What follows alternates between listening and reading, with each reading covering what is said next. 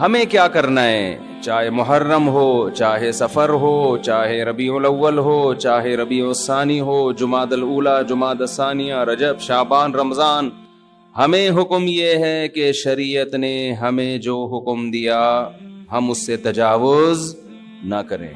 تو بہن بھائی، فرقے بنتے چلے جائیں گے، محرم میں جو کچھ ہو رہا ہے یہ لوگ کریں گے۔ نبی نے فرمایا 73 فرقوں میں امت تقسیم ہوگی۔ میں نے اور آپ نے وہ کام کرنا ہے جو قرآن میں ہے، حدیث میں ہے، اور اس پر کس کا عمل ہے؟ صحابہ کا۔ اور یہ جو چاروں ائمہ ہے نا، انہوں نے انہی کو فالو کیا ہے، صحابہ کو۔ اس لیے امت کہتی ہے چاروں ائمہ کا جس مسئلے پر اتفاق ہو اس سے شذوذ اور خروج اختیار کرنا جائز نہیں ہے، کیونکہ یہ اس کی ظاہری ایک علامت ہے کہ حق اس میں منحصر ہے۔ اتنے بڑے بڑے ائمہ کیسے غلطی ایک سے ہوتی ہے، دو سے ہوتی ہے، چاروں متفق کیسے ہو گئے؟ اور اگر آپ نہیں مانتے تو اتنی بات تو مانتے ہو نا، نبی اور صحابہ یہ تو منسوس ہے نا۔ تو مجھے بتاؤ، محرم صحابہ کی زندگی میں آیا تھا کہ نہیں آیا تھا؟ اہل بیت کی زندگی میں آیا تھا نہیں آیا تھا؟ کوئی ایک صحیح روایت ہمیں ملتی ہے کہ اہل بیت نے وہ کچھ کیا جو آج ہم کر رہے ہیں؟ کیا حضرت حسین ابن علی رضی اللہ عنہ سید الشہداء، کیا انہوں نے ماتم کی ترغیب دی ہے، یا ان کے اولادوں نے ماتم کی ترغیب دی ہو؟ غم منانا، غموں میں رونا پیٹنا، ماتم کرنا، اسلام صبر کی تلقین دیتا ہے۔ اہل بیت کا حکم بھی کیا تھا؟ صبر۔ واویلا کرنا، رونا پیٹنا، چیخنا چلانا، یہ اسلام کا حکم نہیں ہے۔ بعض لوگ استدلال کرتے ہیں کہ فلاں موقع پہ نبی صلی اللہ علیہ وسلم روئے، فلاں موقع پہ فلاں صحابی روئے، غم کے موقع پہ روئے ہیں، غم کا موقع گزرنے کے بعد اس تاریخ آنے پر روئے، ایسا ہمیں تذکرہ بولو نہیں ملتا۔ غم کے موقع پہ رونا تو انسان کی نیچر ہے، فطرت ہے، اس میں بھی چیخنے کی اجازت نہیں ہے، ماتم کی اجازت نہیں ہے۔ عین جب صدمہ پہنچے اس وقت آپ کو ماتم کی اجازت نہیں، نبی نے لعنت فرمائی ہے۔ تو صدمہ گزرنے کے 1 سال بعد اس تاریخ کو آنے پر کہاں سے اجازت ہو گئی؟ میں تشدد کا قائل نہیں ہوں، میرا مقصد یہ نہیں ہے کہ آپ جو لوگ یہ کر رہے ہیں ان کو جا جا کے چھیڑیں، تنگ کریں۔ ہمارا ملک فرقواریت اور لسانی اور فرقوارانہ جھگڑوں کا متحمل نہیں ہے، مار دھاڑ اور نفرت والی تقریریں کرنا نہیں ہے۔ میرا مقصد تو اہل سنت والجماعت کو یہ بتانا ہے کہ آپ ایک فیصلہ کرو، آپ ادھر ہو یا ادھر ہو۔ آپ کے اصول کچھ اور ہیں، ان کے اصول کچھ اور ہیں، ان کو ان کے اصولوں پہ چلنے دیں۔ جب نبی نے کہہ دیا نا 73 ہوں گے تو 73 ہو کے رہیں گے، آپ فرقواریت ختم نہیں کر سکتے۔ آپ نے سلیکٹ کرنا ہے کہ صحیح کون ہے، غلط کون ہے۔ آج لوگ کہتے ہیں فرقواریت ختم ہو جائے، میں نے کہا نہیں ہو سکتی ختم، بھائی نبی نے کہہ دیا 73 فرقے ہوں گے، کیسے ختم ہوگی؟ آپ نے سلیکٹ کرنا ہے، گائیڈ کرنا ہے کہ صحیح کون ہے، اپنے لیے سلیکشن کرنی ہے کہ ان میں صحیح کون ہے، میں وہاں جاؤں گا۔ آپ کے پاس بہت سارے آپشن ہوتے ہیں دنیا میں بھی، تو آپ سارے آپشن ختم کر دیتے ہو۔ کئی رشتہ آیا آپ کے لیے، بہت ساری لڑکیاں ہیں، آپ نے کہا یہ ٹھیک ہے باقیوں کو بم سے اڑا دو۔ او بھائی، آپ کو جو سمجھ میں آئے آپ اس سے شادی کر لو، بلکہ اس سے بھی نہیں 3 اور سے کر لو۔ اور لڑکی کے پاس ایک آپشن ہے، تو بھائی جو سمجھ میں آ رہا ہے اس سے کر لو، باقی وہ دوسرا جو مرضی آپ کے بلا سے آپ کہیں اس کو مار دو، کیونکہ وہ غلط آدمی کا رشتہ میرے پاس آیا ہے، بندہ ٹھیک نہیں ہے، ابا اس کو مروا دو۔ ابا کہے گا بیٹا تو اتنے لوگ صحیح بھی ہیں غلط بھی ہیں، تجھے جو صحیح لگ رہا ہے وہ بتا دے، جو غلط ہے وہ اس کو رہنے دے، وہ تیرا کام نہیں ہے۔ دنیا میں بہت سی غلط بھی ہوتی ہیں، ان کو وہ غلط مل جائے گا۔ تو فرقے تو رہیں گے، حضرت عیسیٰ علیہ السلام ہی آ کے ان فرقوں کو ختم کریں گے، اور تلوار سے ختم ہوں گے یہ۔ اور یہ ہمیں اجازت، ہمیں بم پھاڑنے کی، تلوار چلانے کی، گالیاں دینے کی اور ایسے بیان کرنے کی جس سے نفرتیں پھیلیں، ہمیں اس کی اجازت نہیں ہے۔ ہمارے پاس تو جو بھی آتا ہے ہم اس کو گلے لگاتے ہیں، شیعہ لوگ بھی آتے ہیں، ہم ملتے ہیں، تمیز سے بات کرتے ہیں، اکرام کرتے ہیں، السلام علیکم، مذہب پہ بحث نہیں کرتے ہم، کیوں؟ ہمیں پتہ ہے خام خواہ کا جھگڑا ہوگا، جو سیکھنے آنا چاہے بات کر لیتے ہیں اس سے ہم۔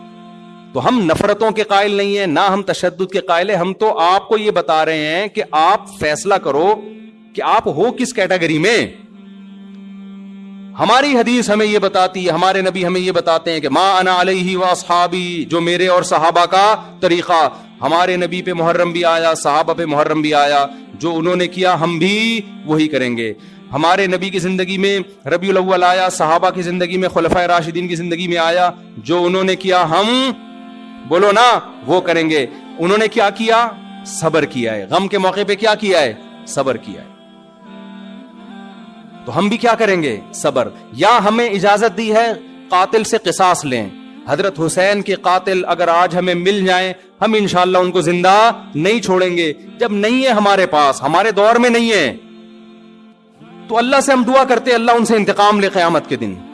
حضرت حسین کے خون کا بدلہ لے اللہ ان سے, اور لے گا, اللہ کیوں چھوڑے گا. لیکن اگر ہم نے اس حدود سے تجاوز کر کے ہم نے وہ کچھ کیا جو اللہ اس کے رسول کی منشا کے خلاف ہے, تو میرے بھائی جہاں قاتلوں سے سزا لی جائے گی, اللہ ہمیں بھی نہیں چھوڑے گا. کہ یہ کون سی اہل بیت کی تعلیمات تھی جس پر تم عمل کر رہے ہو. سفید لباس اسلام میں پسندیدہ ہے, ٹھیک ہے, نبی نے ہر رنگ کا لباس پہنا ہے, پسند کس کو کیا, سفید. وہ محرم میں بھی پسندیدہ, وہ سفر میں بھی, وہ ربیع الاول میں. جیسے ہی رشتہ میسر ہو, اسلام حکم دیتا ہے نکاح میں تاخیر نہ کرو, چاہے محرم ہو. محرم ہے تو سفر تک ڈیلے نہ کریں, سفر میں رشتہ ملا تو ربیع الاول تک ڈیلے نہ کریں. ویسے بھی میرے بھائی جس نے 4 شادیاں کرنی ہوں گی, وہ اگر ڈیلے کرنا شروع کر دے تو اس کی ہو گئی. پھر اسلام میں تو یہ کہ جلدی نکاح کرو.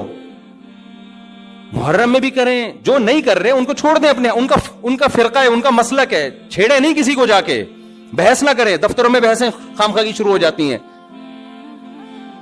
آپ نے اپنے بارے میں فیصلہ کرنا, میں کدھر ہوں, میں کدھر کھڑا ہوں.